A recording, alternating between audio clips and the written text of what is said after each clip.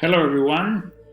I'm Enrique Wong, and I am a professor of writing and rhetoric at Universidad San Francisco de Quito, Ecuador.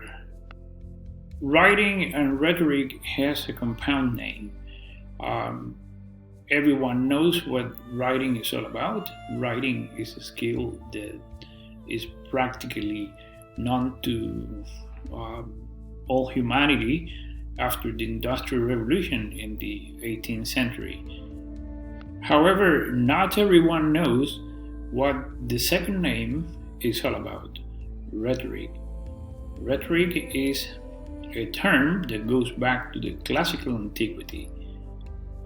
To be more precise, if we ask what rhetoric is all about, we'll see that rhetoric has been credited to the Greek philosopher Aristotle, considered by many the father of rhetoric, as a matter of fact, and it is defined as the art of discerning, in any given case, the available means of persuasion that the speaker or a writer uses in order to convince, persuade, or give information to the audience.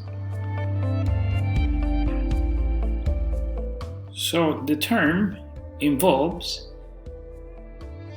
three important components: context, audience, purpose, and speaker. I repeat, four important components that cannot be ignored: context, audience, purpose, and speaker. First, we have the context. What is the context of our writing or our utterances? By context, we mean events and circumstances that make possible for communication to take place. The setting could be school, home, work. By audience, we have probably an academic audience, course partners, teachers, school in general.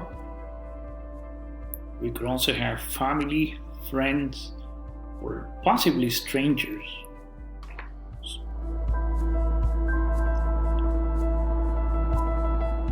The purpose: why are we speaking or writing? Why should you listen? Should the audience listen to you?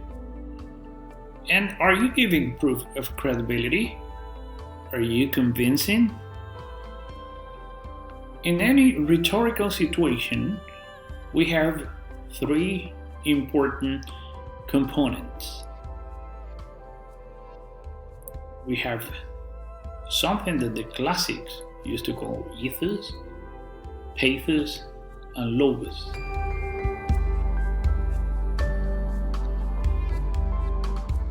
Logos, ethos, and pathos are important components of all writing, whether we are aware of them or not.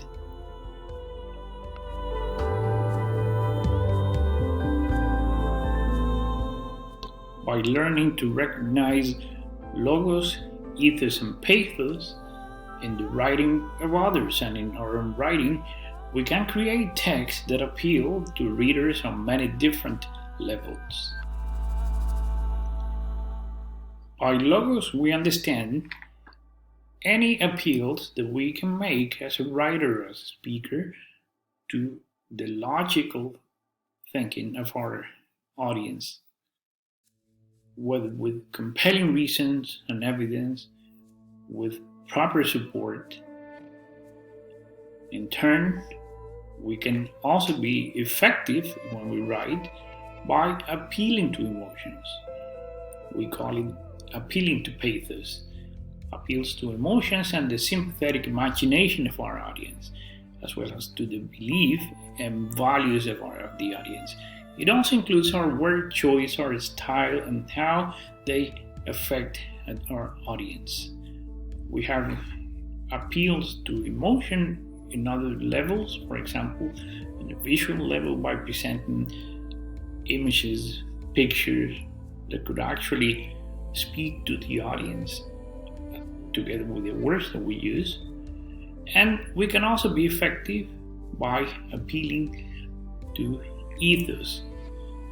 By ethos, we understand our credibility as a writer or a speaker to talk about the subject. Why should the audience listen to you?